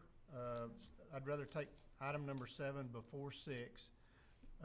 My intention here is that I think some of the concerns we've had with regard to scope of work have been already implemented in the reviews that are proposed in number 7. And so, and my understanding is we only have 2 that we're considering, is that right? That is correct. So I'd like to take those and maybe give us an opportunity to see how those reviews differed from in the past. And so, Cindy, can you start with, I guess, Glazers? Yes. Do you want to go through it, Jody, or would you rather I did? I'm happy to do it if the audio is clear, if that works for you. Everybody hear Jody all right? Yes. So we did have 3 reports that we were working on for the period. One for West Texas Food Bank, one for Glazers Beer and Beverage, and one for Cage Equipment. The Cage Equipment EDA review was delayed due to request of information that we haven't yet received, but we're actively working on that now and should have it ready for the next board meeting. Within the compliance reports for Glazers and West Texas Food Bank, we did not identify any issues with the compliance. We did step through the additional procedures that ODC outlined that they would like to have done for each of these reports, which included a review of the reasonableness of the financial information as outlined in the procedures document that you all were provided as well. So all of those procedures that were relevant to the EDA were applied to these 2 reports. Okay, so let's look at Glazers first. If you'll turn to, I don't know, it's page 3 of the report. So the procedures include looking at the certificate of liability insurance, which is one of the requirements. Next, they look at the jobs and the payroll that's required. And they've given you the information that it's 110 FTEs required with a total payroll of $4,689,000. And as you can see under their results, they had no findings. They've listed the total wages of $7,987,000 and total number of FTEs at 165. And so they put in a note down at the bottom to tell you how they came up with that calculation. It's using the total hours reported divided by the 1820 as it's outlined in the EDA. On the next page are some of the things that we added particularly to this part. They reviewed the individual employees that worked in excess of 6,000 hours, and there were none found, okay? They looked at the pay codes. Glazers had quite a few pay codes. They do it for different divisions, different positions, and so forth. They noted one that they thought could possibly be a reimbursement. It was called cell phone reimbursement. The total amount that was in that was insignificant to make a difference to the amount. As you can see on the page before, total wages was 7.9, and they're only required to have 4.7 basically. Okay, and then they did the recalculation of the compensation of one employee to make sure that the amounts are being calculated and that they understood how that was being done. So, and then the last thing, they'd already met their investment criteria. That's usually only tested at the first compliance report, because they wouldn't be getting any payments subsequent unless they met the investment up front. Okay? Okay. Are there any specific questions on Glazers? I don't have them, because I just want to clarify and make sure these changes that we're putting in place, they're due to that conversation that we had a few months Yes. back, correct? Yes, yes.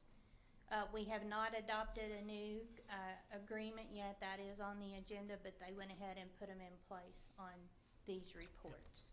I was thinking we were gonna have like some kind of little workshop or something to discuss some of these changes, but I think that's just me and my crazy memory. I think so. Could be. I'm not sure.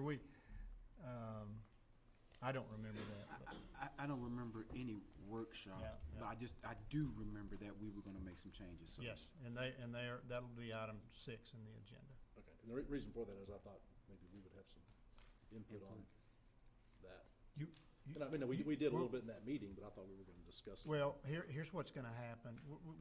I thought we would review Glazer and West Texas Food Bank, understanding what changes had been implemented already without, I mean, they If we need to add basically are more. doing it. And then we can discuss those changes in light of item number 6. Any additional input, we'll consider at that time. Okay. So I would entertain a motion to approve the payment to Glazers. I'll make a motion. I second. What's that amount? I'm sorry. I'm sitting here looking for it. I'm sorry. I've been scrolling. And I can't It's find it. $226,998.20. Thank you. And which installment is this? This is the 3rd, I believe. Yeah. Yes. Okay, have a motion and a second. Any other questions or discussion? If not, all those in favor signify by aye. Aye. All opposed, same sign. Motion passes. Okay, specifically on West Texas Food Bank, as y'all will recall, this was due to amendment to their agreement for the freezer, refrigerator, walk-in freezer refrigerator system. They actually had some funds left over with that, and they came back to the ODC board and asked, can we spend that on a truck and a trailer and those items? And the board agreed to let them do that. So this compliance report took that into consideration. Again, on the 3rd page of the compliance report, they looked at the certificate. Again, they're giving you the detail of the procedures performed in regards to the payroll, the jobs, and the wages. As you can see in the table, it shows you that the required FTEs was 48 for current, new hires 5 for a total of 53. They actually calculated out at 46 current and 7 new hires, so they still had the 53. And they more than met the required wages of 1.3 by a total of 2.6. Okay, and again, they used the outline of their contract to use the 1,820 hours. On the following page, again, they looked at the additional procedures of anything in excess of 6,000 hours. Looking at the codes, there was 14 payment codes. They didn't see anything that was questionable or not considered reasonable for compensation as described in the EDA. And they calculated the compensation on one employee. And then they received a listing of all the food banks supporting invoice documentation related to the cooler freezer project, and made sure that they had documentation to support the $1,116,150. So there was no findings identified. This contract, we paid half of this up front. So the amount to be paid out to them is $558,075. So this was set up in 2 payments? Yes, we paid the first one up front, so this would be the second and final payment. I move that we approve the payment to West Texas Food Bank in the amount of $558,075. Second. Oh, sorry. You can go ahead and second if you like, and then if it's okay, then I'll ask my question. Okay, I have a motion and a second. Any further discussion? Yeah, just a quick question. On our certificate of insurance that we asked, do we ask that the ODC be listed as an additional insured, or are we just getting a certificate? And if you want, I can define that. Chris, do you remember when we talked about this before? Because you and I had the same idea, and through that discussion, it was kind of clarified that we don't have, since we pay in arrears, we don't really have an insurable interest. Then should we even require them to have us a certificate of insurance for any reason? We talked about that too. We kind of went back and forth about it. Kind of like I think that we felt like it was important that they have that best practice, because if something did happen, we want to know that they're going to be able to. Be viable. Yeah, Good but as far as us Yeah, thank being insurable as an additional insured, we decided that we're not Yeah, we'd be like under the a circumstances. bank or anybody else we could. If we were fronting money or lending money, it'd be different, but we pay in arrears. Got it. Excellent. Thank you for the clarification. Any other questions? Further discussion? If not, all those in favor signify by aye. Aye. All opposed, same sign. Motion passes. Okay, Cindy, let's talk about the Weaver contract. And we're gonna table Cage till next month, right? Yes, or until they get all Until the they get all their info. information to Weaver to complete the compliance audit. Thank you. So, I think, this is a compliance consulting agreement. The last one we signed with them was in 2016, and it was on a year-to-year renewal. And then, they have proposed a new one. This is for 1 year with the ability to continue on a year-to-year basis. This states that they'll work directly with me and probably with the legal department. Tina in our legal department handles a lot of the conversations or getting information from the people if Weaver's not getting that from the businesses. They have a engagement letter that they're required to have by accounting standards, and I think y'all probably saw a redlined or one. These were some adjustments that our legal department made, and they conceded to those adjustments, so that's in their new agreement. And then, of course, they included a memorandum, which y'all have seen, which included what their scope of services are and the expected procedures to be performed, of which we've seen by the two that we've shown that they have added those. And I think their price is quoted as no more than, should not exceed $5,000 per compliance report that they are doing. And so Jody is still on the line if you have any specific questions to him.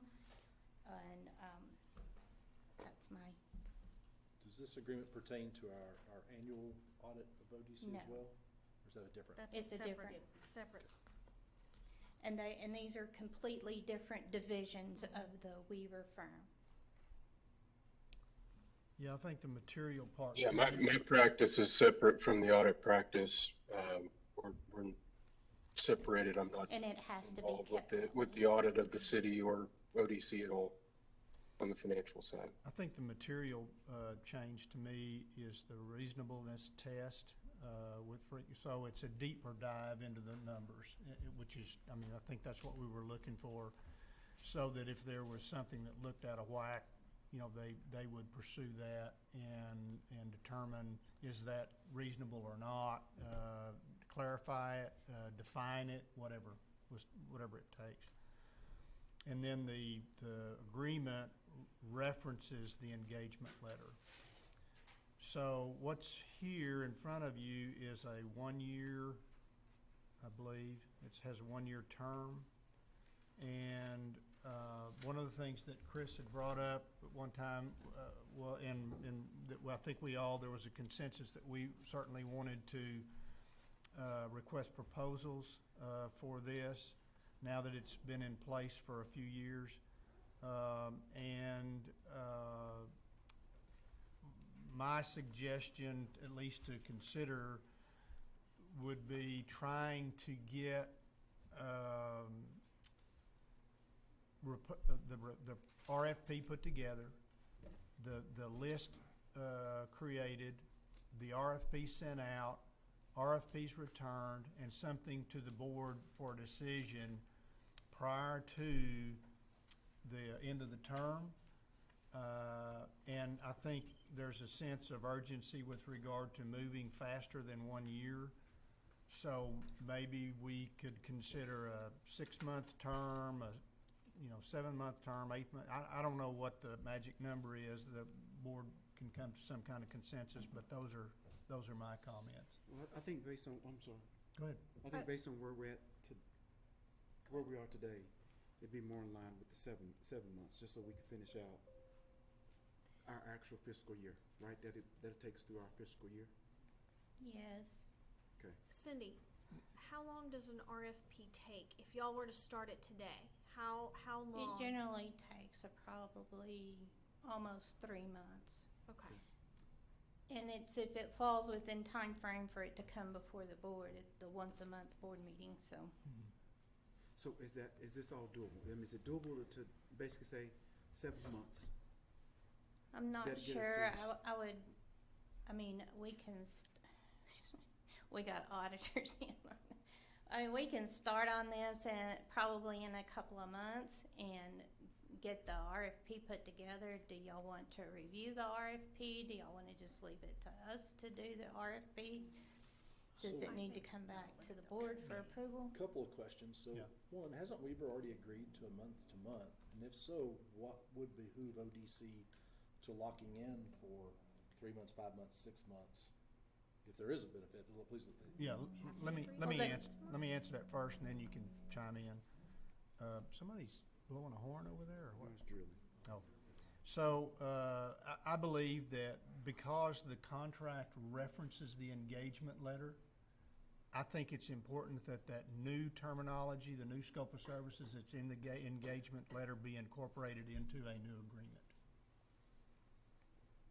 I want to make sure that we are locked into to the change in the way that they're doing In these other reviews. words, the existing agreement does not contemplate these changes that are discussed here. No, it doesn't. So we're doing a new agreement regardless.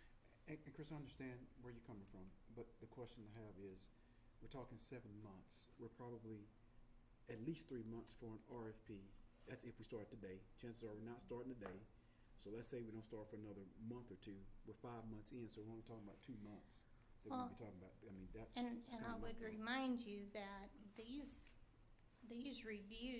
compliance monitorings take place throughout the year based on the different grants.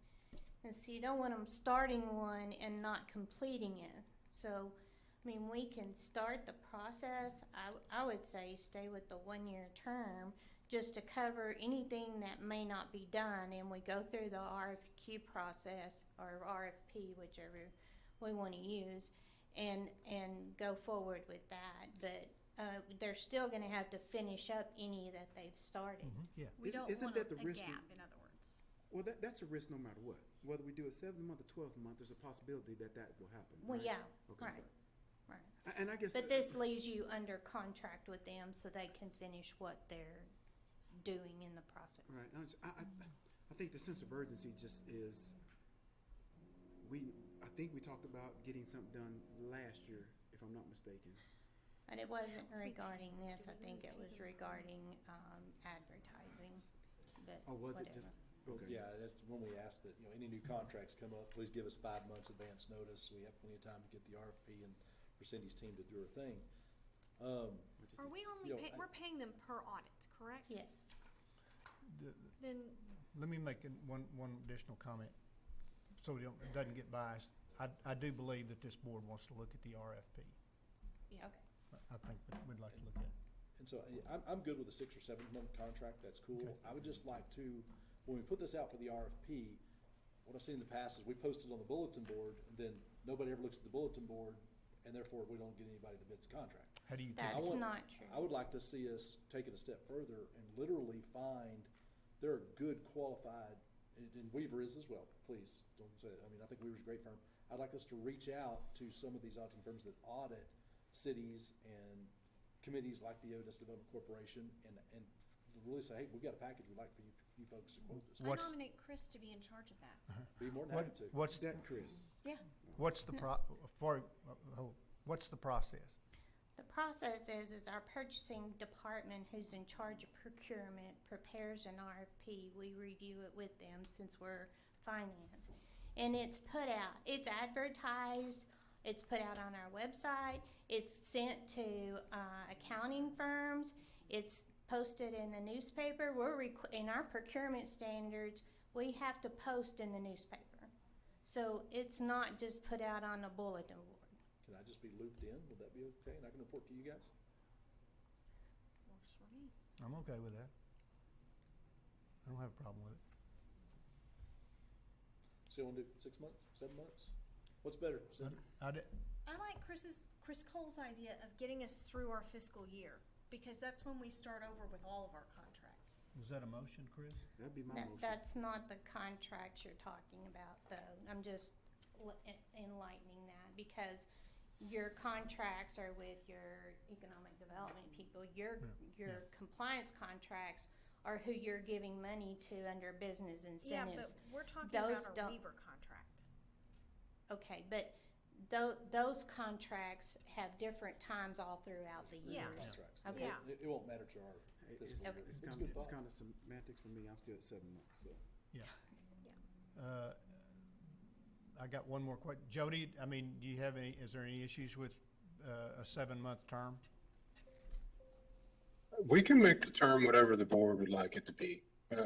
Obviously, we would be disappointed to pass on the relationship, but certainly understand the board's desire to look at different providers, and that's certainly something that is within your purview to do. But as far as the audits go, we will complete the ones that we start.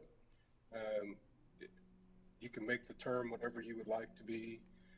We're going to finish what we start no matter what. That's just how we do things. And so as long as we have security that we're going to get paid for the work that we do, we're happy to continue to do the work that you want us to do. And I would like to clarify. Well, can I make one comment before I forget about it, because I'm old? Absolutely. It's not a foregone conclusion that you will not be doing this business after the 7-month term is up. So, I mean, nobody's sitting here saying we're going to. Yeah, I understand. Yeah. Okay. We understand the RFP process and going out for bid. We see it all the time. It's not unusual to us. I will say that the discussion about what these compliance evaluations cover has been interesting. Our procedures are, as defined in our agreements, are defined by what the ODC wants. And historically, what we were doing before is what the ODC was happy with receiving.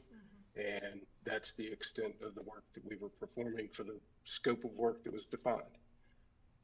We've defined a new scope under this new proposed agreement, and we're happy to execute against that new scope. So as we move forward, if there's changes in scope that the staff or the board would like to see, we're happy to talk about those things.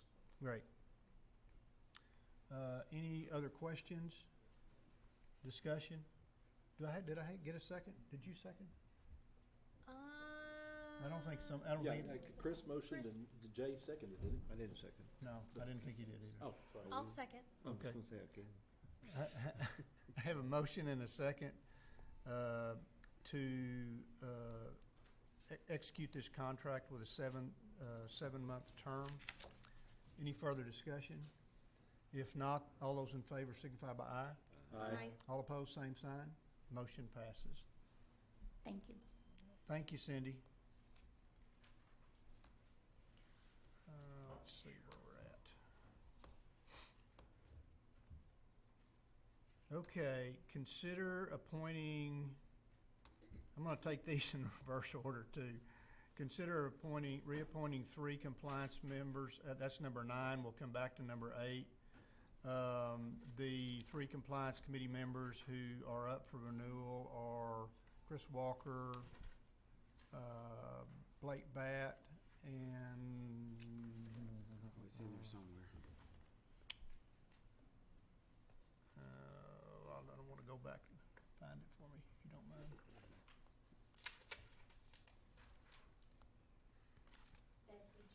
Yeah, Betsy Triplett, her. That's it. Okay. Someone like to make a motion to So moved. Second. have a motion and a second to reappoint these 3 compliance committee members. Any further discussion? If not, all those in favor signify by aye. Aye. All opposed, same sign. Motion passes. Okay, we have, it's my understanding on item number 8. Yeah, there we go. On item number 8, we have 5 applications. I know we had one that was incomplete, but I don't think we ever got anything else, did we, Norma? No, we did not get a completed application. Okay, so, and you should have been forwarded this information. There is an application from Judy Hayes, David S. Rodriguez III, Ted Tumanowski, Brian Green, and Eric C. Augustin. The way that I would like to handle this is I would like there are 4 positions. We have 5 applications. I would like to go from member to member and tell me which 4 you would like to vote for. Norma, can you keep up with that? Yes, sir. Then? And so each one of us will select 4, and the 4 top vote getters will be appointed. We'll actually, I guess the way we would need to do that would, somebody will make a motion, I guess, at that point to appoint the top 4 vote getters. So if you, and I guess I'm just gonna move around. I'm gonna hold off on Dr. Kirk till the end. I don't think it's fair to have him go first. Melanie? Will you pass the, can I, Okay. Sean Rodriguez. Which one's the insurance? how about we make him pass these packets? Okay, I can do it. I can go if you want me to go. All right, go ahead. Am I voting or? Yeah, you are voting. Okay, I'm voting for Judy Hayes, David Rodriguez, Brian Greer, and Eric Augustin. Is that how you pronounce it? Brian Green, Yeah, Brian Green and What did I Eric say? Augustin Jr. Greer. Okay, I can't read my writing. Green, sorry. You want these? You can, let you go next, Melanie, Okay. if you're. I'll cast my votes for Judy Hayes, David Rodriguez, Brian Green, and Eric Augustin. Do you have these? Yeah, I've got them. It's good. Okay. You guys need them? You might send them down here. Yeah. So my votes would be for Judy Hayes, Sean Rodriguez. Sean. Is there Sean in there? The S in the middle is Sean. He goes Oh, by Sean. David? Okay. Okay. Yeah. Yeah. And then Ted Tumanowski and Brian Green. Okay. Okay, I vote for Brian Green, Ted, Judy Hayes, and Sean Rodriguez. Alias David. David, yeah. Yeah, sorry. David and I don't- Sean I are don't one and the same. understand. Sorry. Just for No, record, you're David fine. and Sean It's are the David same. S. Goes by Sean, so Okay. you're fine. Dr. Kirk, are you prepared to vote? I guess so. I know some of them, I don't know all of them. but- Okay. And I did read the bio. Okay, great, perfect. My vote's for Judy Hayes, Sean Rodriguez, and Ted Tumanowski, and Eric Hawkinson. Okay. And I will vote for Judy, Oh, sorry. Judy, David,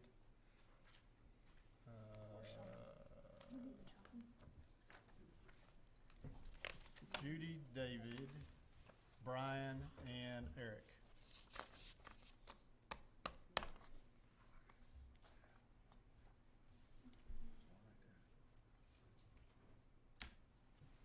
The suspense. So we're gonna do drum roll? For Eric Augustin, he received 4 votes. Brian Green, 5 votes. Judy Hayes, 6 votes. David Sean Rodriguez, 6 votes. Ted Tumanowski, 3 votes. So the top 4 is Judy Hayes, David Sean Rodriguez, Brian Green, and Eric Augustin. Okay. So someone, I guess formally make a motion in that regard. I'll make a motion for the acceptance of those names, those 4 top names that we just read. Second. Have a motion and a second. Any further discussion? If not, all those in favor signify by aye. Aye. All opposed, same sign. Motion passes. Okay, great. Okay, the discussions to consider appointing ODC board members to committees. We are going to postpone. Discuss the possible revisions to the Standard Economic Development Agreement, Economic Development Performance Agreement. And these will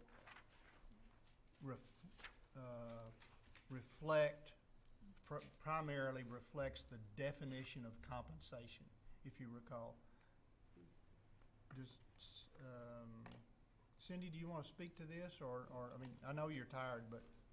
Annual payroll is defined as all pay amounts that would be reportable on an employee's W-2 as taxable wages, tips, and other compensation, plus any pre-tax amounts that would be taken out. Yeah, and this should, we think this should kind of clear up what the obligation is. It puts the grantee on more detailed notice as to what they need to provide. So I would entertain a motion to approve that. We've discussed this in the past. So move. Second. I have a motion and a second. Any further discussion? If No. not, no, go, yeah.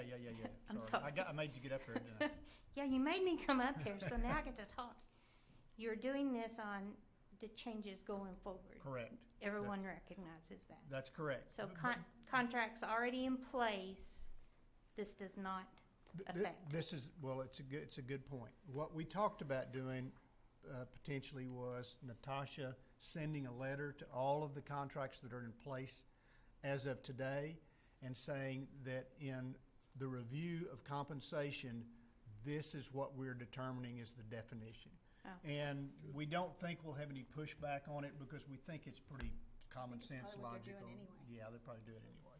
Okay. So, let's make sure that, would you amend, did you make the motion? I did. Yes. Would you amend your motion to include that direction to legal to send those letters out? I will, Ms. Natasha, if you'd please send letters to our grantees clarifying what our standard is for compensation. We will. Legal will send that letter out. Okay, great. All those in favor signify by aye. Aye. All opposed, same sign. Motion passes. All right, the partnership, I don't know whether it met. I doubt it. I know they've been putting it off. Yeah. It hasn't met. That needs to happen, really. Tax incentive, we only meet once a year. Advertising, Chris, is there any? We have not met, Okay, but I do think we need to. yeah. He's gone. All Okay. right, you can call it. Well, I'd like to get someone else on there before we do that, so. Okay, well, we can that's do gonna that happen next meeting. month, next meeting. The Downtown Grants Design Review Board, I Larry? have nothing to report. I don't think there's been any activity Okay, that was passed on for Jeff, and they haven't called me. okay, Well, they contacted me about the revisions that Jeff and I had made to the policy. And I'm meeting with Casey Hallmark from Downtown Odessa Inc., Natasha, Michael Marrero, and Tyler on Thursday next week at 2 Okay. o'clock. If you'd like to join us, we're going to talk about those changes, including the curriculum that Jeff and I had talked about adding for certain grantees. What time do we meet? 2 o'clock. I'll have to get back with you. I have a hospital appointment, Oh, okay. so. Well, the meeting just made today. I say, so- good, thank you very much. But I've been calling people and talked to Jeff, but he said there's nothing ever been. okay.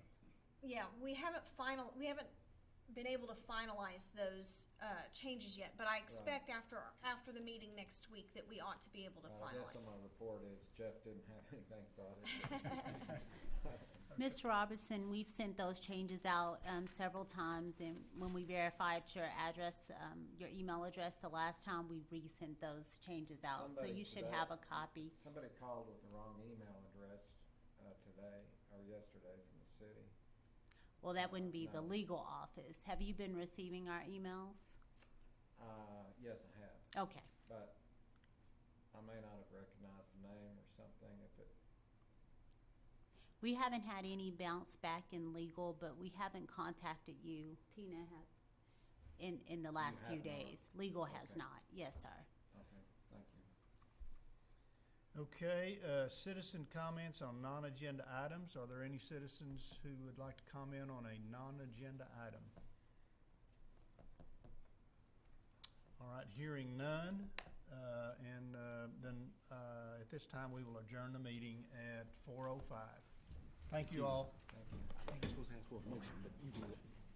I don't like it. I don't care. You don't have to. It's not